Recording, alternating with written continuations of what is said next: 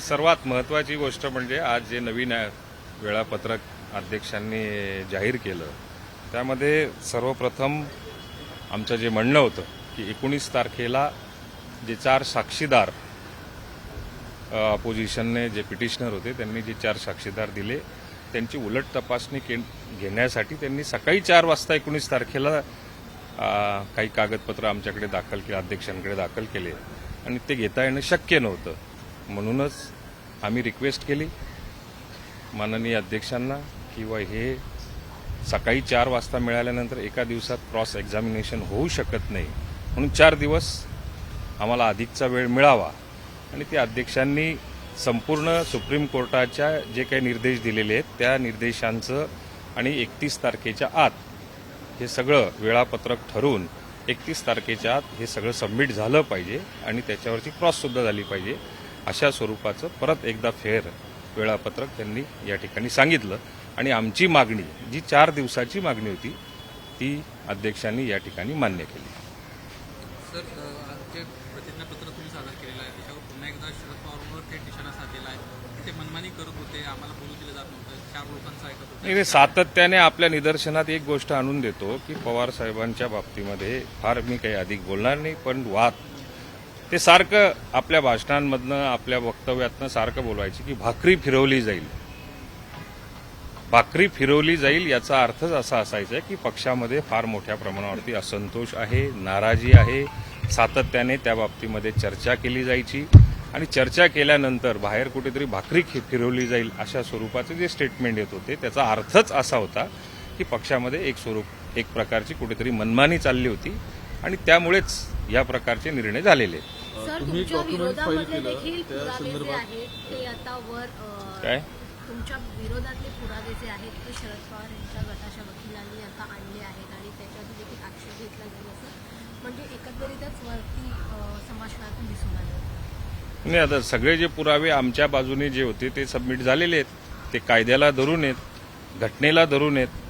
जो आमचा अधिकार आहे ते सगळे आमच्या अधिकार क्षेत्रातली जी काही पुरावे असतील ते आत्ता कोर्टासमोर सबमिट झालेले आहेत. त्यामुळे त्यांनी काय सबमिट केलेले आहेत याच्यापेक्षा आम्ही जे सबमिट केलेले आहेत तेच अंतिम सत्य असणार आहे आणि तेच अंतिम सत्य आहे. मग तुम्ही काही डॉक्युमेंट्स उशिराने सबमिट केले ज्याच्यावरती आता आक्षेप घेण्यात आला होता पवारांच्या वकिलांनी. ॲडिशनल असले कुठले डॉक्युमेंट सबमिट करण्यापेक्षा आमच्याच आमदारांचे ॲफिडेव्हिट जे परत आम्ही तुम्हाला सपोर्ट करतोय अशा स्वरूपाचे ॲडिशनल ते डॉक्युमेंट्स आहेत आणि ते ग्राह्य धरले पाहिजे. फार काही त्याच्यामध्ये नाही आहे. आम्ही जे काही आतापर्यंत ज्या आमदारांनी आम्हाला सपोर्ट केला आहे त्याच आमदारांचे परत आम्ही आमचा सपोर्ट असलेल्याचे पुरावे दिलेले आहेत. 4 साक्षीदार जे असणार आहे त्यांचा क्रम सुद्धा निश्चित करण्यात आलेला आहे आणि ठराविक वेळेमध्ये हा निकाल द्यावा असं कोर्टानं म्हटलं. 23 आणि 24 तारखेला पिटिशनर जे असतील त्यांचे 4 साक्षीदारांची त्या ठिकाणी तपासणी होईल. 25 तारखेला टेंटेटिव्ह साधारण 25 तारखेला आमची साक्ष होईल. क्रॉस एक्झामिनेशन जी होईल ती क्रॉस आमची होईल. 26ला सुट्टी असणार आहे आणि 27ला परत दोघं पक्षकारांचं जे काय असेल ते म्हणणं त्या ठिकाणी ऐकलं जाईल आणि 31 तारखेच्या जो टाईम बॉन्ड कार्यक्रम करावा लागणार आहे ते टाईम लिमिट जे ठरवलेलं आहे ते 31 तारखेपर्यंत माननीय अध्यक्ष त्याच्या बाबतीमध्ये ठाम आहेत. 31 तारखेपर्यंत ते संपवायचं. सर, एक महत्त्वाची बाब अशी आहे की तुम्ही आत्ताच म्हटलं की पुन्हा एकदा आमदारांचे शपथपत्र सादर केलेले आहेत. असे ते आमदार आहेत का ज्यांना त्यांची भूमिका जी आहे ती मधल्या काळात बदलली होती? काही डॉक्टर दादा पाटील असतील, अशोक बापू पवार असतील, अशा तो अतुल बेनके असतील, यांचं जे शपथपत्र आहे मी तुमच्याकडे दिलं, परत त्यांच्याकडे गेलं, परत तुमच्याकडे दिलं, असं काही आहे? नाही, मध्ये मीडियाच्या माध्यमातून किंवा कुठल्या ना कुठल्या माध्यमातून असा आरोप केला जायचा हे इकडे हे तिकडे. हे वारंवार त्यांना ऐकावं लागायचं. त्यांनी ऑलरेडी आम्हाला शपथपत्र लिहून दिलेलं होतं. परत त्यांनी अजून आम्हाला दुसऱ्यांदा लिहून दिलं. अजून तिसऱ्यांदा मागायची वेळ आली तर तिसऱ्यांदा ते देऊ शकतात. एवढे कॉन्फिडंट आमच्या पाठीमागे असलेले सगळे जे आमदार आहेत ते आहे याचा सत्यपुरावा त्यांनी दिलेला आहे. मनोज जरांगे यांनी सरकारमध्ये तणाव वाढलाय अशा पद्धतीची चर्चा समोर येते. एक मतप्रवाह सरकारमधला असं आहे की त्यांची चर्चा करायला नको, कारण जर त्यांना सांगण्यात आलं होतं, त्यांना आश्वासन देण्यात आलं होतं तरी देखील हे मोर्चा कशासाठी काढतायत? नाही, आता मनोज जरांगेंच्या माध्यमातून सातत्याने गेल्या अनेक महिन्यापासून आपण सगळेजण बघतायत सरकारने आपली भूमिका अतिशय स्पष्टपणे ठेवलेली आहे. कुणबीच्या जेवढ्या नोंदी सापडलेल्या असतील त्या नोंदींप्रमाणे सगळ्यांना त्या ठिकाणी आपापलं जे हे असतं काय म्हणतात त्याला जात पडताळणी पत्र प्रमाणपत्र ते देण्याचं काम सुद्धा फार मोठ्या प्रमाणावरती सरकारने केलेलं आहे. त्यांच्या ज्या ज्या मागण्या असतील त्या मागण्यांवरती सातत्याने सरकारने त्या ठिकाणी योग्य तो प्रतिसाद दिलेला आहे. आत्ताही त्यांना विनंती केली होती की काही काळानंतर आपण याच्यावरती ठोस भूमिका घेऊन हायकोर्टामध्ये किंवा सुप्रीम कोर्टामध्ये हे आरक्षण टिकण्याच्या दृष्टिकोनातून ज्या ज्या काही समित्या नेमल्या असतील, जे जे अभ्यासक नेमलेले असतील की मराठा समाजाला कुठल्याही परिस्थितीमध्ये आरक्षण मिळालं पाहिजे, त्या दृष्टिकोनातून सरकारने फार मोठ्या प्रमाणावरती निर्णय घेतले. त्या ठिकाणी कार्यपद्धती आपली अवलंबलेली आहे आणि तरीसुद्धा हा मोर्चा काढण्याची आवश्यकता नव्हती. मला असं वाटतं, हे माझं वैयक्तिक मत आहे, की सामंजस्य भूमिका घेऊन काही ना काही वेळ अजून दिला असता तर त्यातून अजून चांगला काहीतरी निर्णय झाला असता आणि तो होणारच आहे. झाला असता म्हणण्यापेक्षा शासनाच्या वतीने, सरकारच्या वतीने मराठा समाजाला आरक्षण कसं दिलं जाईल याच्यावरती फार मोठ्या प्रमाणावरती प्रयत्न केला जातोय. कुठल्याही आरक्षणाला त्या ठिकाणी धक्का न लागू देता तो मराठा समाजासाठी आरक्षणाचा मुद्दा रेटून नेण्याचं काम आज सरकारच्या माध्यमातून प्रयत्न केले जात आहेत.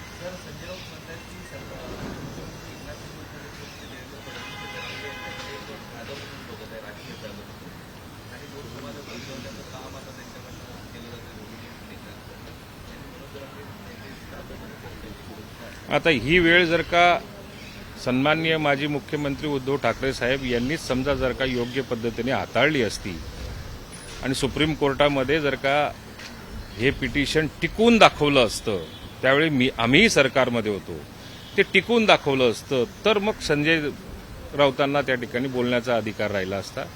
आपल्या नेत्याचं अपयश हे आता महाराष्ट्राला कुठे भोवतंय याच्यावरती संजय राऊत साहेबांनी त्या ठिकाणी चिंतन मनन केलं पाहिजे.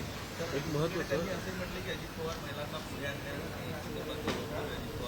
कोण म्हणलं? संजय राऊत म्हटले की अजित पवार हे महिलांना पुढे आणलं पाहिजे अशा संदर्भातलं वक्तव्य करतात. मात्र ज्यावेळी शरद पवार यांनी राजीनामा दिला त्यावेळी सुप्रियाचं बोलत असताना हे सुप्रियाचं खूप बस झाले, नारायण राणेचा मॅच एका बाईने पराभव केला, अशा पद्धतीची वक्तव्य करतात. हे बघा, माननीय अजितदादांचं स्पष्ट भूमिका आहे. ती आता संपूर्ण महाराष्ट्राला, देशाला राष्ट्रीय अध्यक्ष झाल्यापासून आपण सातत्याने बघतोय.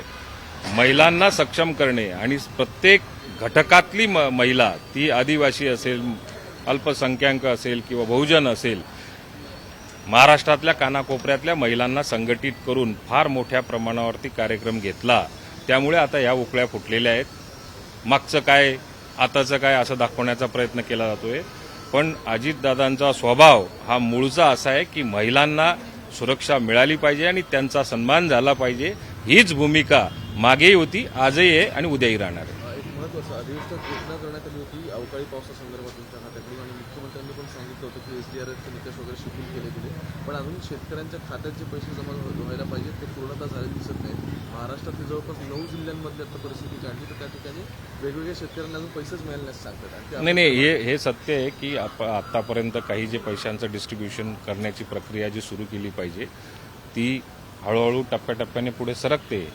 परंतु महाराष्ट्रामध्ये अवकाळी असेल, अतिवृष्टी असेल, गारपीट असेल किंवा दुष्काळ जो घोषित केला गेला 40 तालुक्यांकरता, त्या दुष्काळाकरता आणि सदृश दुष्काळ परिस्थिती ज्या ठिकाणी, दुष्काळ सदृश परिस्थिती ज्या ठिकाणी दिसली त्याही ठिकाणी आज महाराष्ट्र शासनाने फार मोठ्या प्रमाणावरती अति तातडीचे निर्णय घेताना आपल्याला दिसलेले आहेत. आता निधीच्या वितरणाच्या बाबतीमध्ये जिल्हाधिकाऱ्यांच्या माध्यमातून तहसीलदारांकडनं जिल्हाधिकारी, जिल्हाधिकाऱ्यांकडनं आयुक्त आणि आयुक्तांकडनं आमच्याकडे ज्यावेळेला ते व्हेरीफाय होऊन येतात, त्यांचे KYC जे शेतकरी या ठिकाणी मदतीला पात्र ठरलेले असतात, त्या मदत करणार ज्यांना मदत करायची असेल त्यांचं KYC सुद्धा त्या ठिकाणी अपडेट करावं लागतं. ते ज्या प्रमाणामध्ये जिल्हा स्तरावरून आमच्याकडे प्रस्ताव प्राप्त होतील तसं तातडीने त्याचे पैसे दिले जातील. परंतु ही प्रक्रिया करत असताना कुठल्या शेतकऱ्याचं नुकसान त्या ठिकाणी नको झालं पाहिजे याची दक्षता घेतली जाते आणि त्या दृष्टिकोनातून शेतकऱ्याला मदत लवकरात लवकर मिळेल. देश विदेशातील प्रत्येक घडामोडींचे लाईव्ह अपडेट मिळवण्यासाठी आता साम टीव्हीच्या सर्व सोशल मीडिया प्लॅटफॉर्मला लाईक, फॉलो आणि सबस्क्राईब करा. तसंच सर्व नोटिफिकेशनसाठी बेल आयकॉन प्रेस करायला विसरू नका.